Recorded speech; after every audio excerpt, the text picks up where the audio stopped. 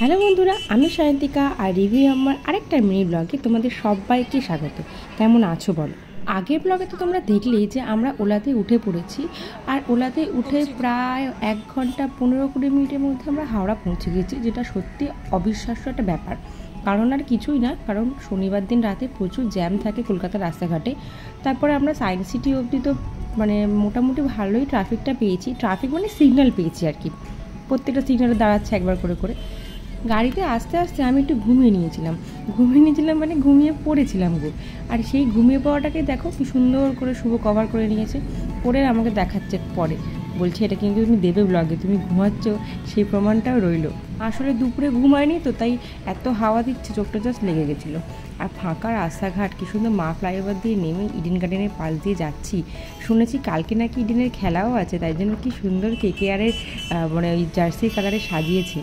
আর এই দেখো, এই সেই আমাদের পুরনো হাওড়া ব্রিজ।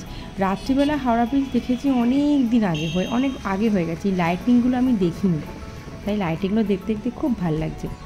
আর আমি খালি খুঁজছিলাম দক্ষিণেশ্বরটা কোন দিকে, রাতে অন্ধকারে দেখতে পেলাম না। এই যে হাওড়া পৌঁছে গেছি, তখন 9:10 বাজে। আমরা 8টা নাগাদই বাড়ি থেকে বেরিয়েছিলাম, 8টা 5-10 আমরা উঠেছিলাম ওলাতে। তো 9:10 মধ্যে ঢুকিয়ে দিয়েছি, থ্যাঙ্কস টু মা ফ্লাইওভার। ভাগ্যিস ছিল, নাহলে প্রচুর জ্যাম। আমরা এখন যাচ্ছিলাম তো তোমার ওই পয়লা বৈশাখের সময়, আর ঈদ পয়লা বৈশাখ সব পরপর পড়েছে, তাই প্রচণ্ড চেকিং হচ্ছিলো। এরকম চেকিং আমি দেখিনি।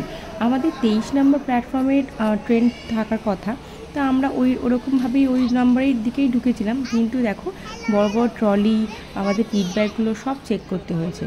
আমি তো ভয় পাচ্ছিলাম, আমি তো ছুরি নিয়েছি, কারণ মিটি যদি আপেল টাপেল খায় কাটবো বলে। সেটা যদি এবার আটকে দেয় ওই এয়ারপোর্টের মতো, তো হয়ে গেল। তা দেখলাম কিছু বললো না। মিটিকে জিজ্ঞাসা করলাম, তুই খাবি পরোটা দেবো? বললো না, আমি এখন ক্যাডবেরি খাবো। তাই ক্যাডবেরিটা দিচ্ছিলাম এখানে বসে বসে। ভালোই ভিড় ছিল মোটামুটি, তাও একটা জায়গা পেয়েছিলাম আমি বসার মতো। আমি আর মিটি বসে পড়েছি। এবার ম্যাডাম ক্যাডবেরি খাচ্ছে।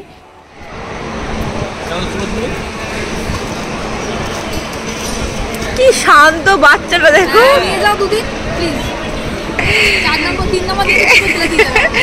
কি শান্ত, কোনো দেখো কোনো সারা শব্দ করছে না, সত্যি কথা। এইটা আর একটাই। আর এই যে কৌশিকদা পৌশালী আমাদের সন্টু মন্টু চলে এসছে। সন্টু মন্টু ভালো নাম হচ্ছে রায়ান, খুব ভালো ছেলে। খালি ওর মা বাবা একটু বিরক্ত হয়ে যায়, কিন্তু খুব ভালো। শুধু ওর একটাই প্রশ্ন, ট্রেনটা কেন দুলছে? আমি ট্রেন থেকে পড়ে যাব, শুধু এই একটা কথা ও সারা ট্রেন জার্নি আমাদের শুনিয়ে গেছে। এইবার ট্রিপে মোটামুটি আমাদের 12 জন আমরা বড়, আর এই 3টে ছোটো, এই 3টে খুদেকে নিয়ে আমাদের যাওয়া। প্রিয়াঙ্কাদির মেয়েটা এখনও এসে পৌঁছায়নি। প্রিয়াঙ্কাদির মেয়ে আরও শান্ত। এই যে চলে এসছে, বলতেই প্রিয়াঙ্কাদি, শরৎদা, আমাদের পুচকি চলে এসছে। পুচকি মনে হয় সবার থেকে ছোট, আমার মেয়ে মনে হয় বড়ো, কৌশিকদার ছেলে তারপরে প্রিয়াঙ্কাদির মেয়ে। তবে প্রিয়াঙ্কাদির মেয়েও খুব শান্ত, কোনো বাচ্চা কোনো ট্যান্ট্রাম করেনি, কিচ্ছু করেনি।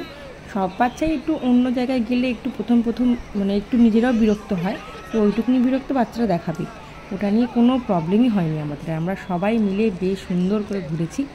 এই যে কে একটা চিপস দিয়েছে, ব্যাস আমার মেয়ে সঙ্গে সঙ্গে চিপস করে খেতে আরম্ভ করে দিয়েছে। উফ, চিপস আর ক্যাডবেরি সারা ট্রিপে মানে প্যাকেটে চিপস আর ক্যাডবেরি খাওয়া হয়েছে। আমরা ওয়েট করছি ট্রেনের জন্য, ট্রেন দেবে 23 নম্বর প্ল্যাটফর্মে। তো এইখানে সবাই জমাতে হয়ে বসেছি। আর ওই যে প্রিয়াঙ্কাদি খাওয়ানো শুরু করে দিয়েছে। প্রিয়াঙ্কাদি স্টার্ট হয়ে গেছে।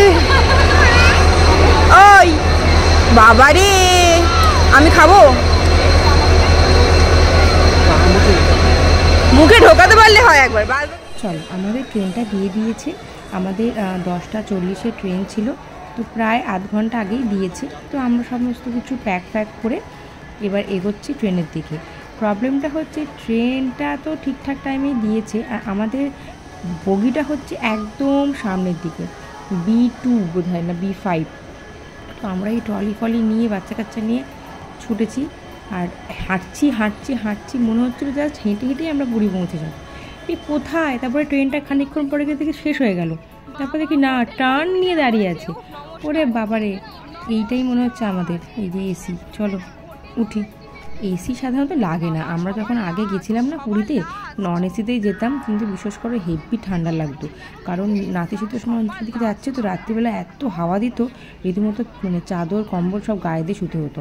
আর এসির মধ্যে জানি না কী হবে, কৌশিকদার হাতে ব্যথা, হাতটা ভেঙে গেছে, তাও কি সুন্দর দুমদুম করে তুলছে, ব্যাগ নামাচ্ছে, ছেড়ে কোলে নিচ্ছে, আবার ব্যথা না হয়। বাবারে, আমি একবার সৌরভকে বললাম যে সিট নাম্বারটা মিলিয়ে নাও, কারা কোন দিক থেকে উঠলে কাছাকাছি হবে, কারণ ট্রলি বাচ্চা নিয়ে উঠতে হবে তো ওরা উঠলো পেছনের দিক থেকে, ওদের কাছাকাছি হবে, আর আমরা উঠলাম সামনের দিক থেকে, তাহলে সামনের দিক থেকে আমাদের একটু কাছে হবে। ব্যাপারটা একই, মাঝখানে গিয়েই পড়েছে দুটো সিট। তো চল আজকের ব্লগটা এখানেই শেষ করছি। ট্রেনের মধ্যে কি হলো কি করলাম সবটাই দেবো, সাথে থাকো, পাশে থাকো। আর হ্যাঁ, সাবস্ক্রাইব করতে ভুলো না কিন্তু। দেখা হচ্ছে তাড়াতাড়ি নেক্সট একটা ভিডিওতে। আজকের মতো টাটা, ভালো থেকো সবাই।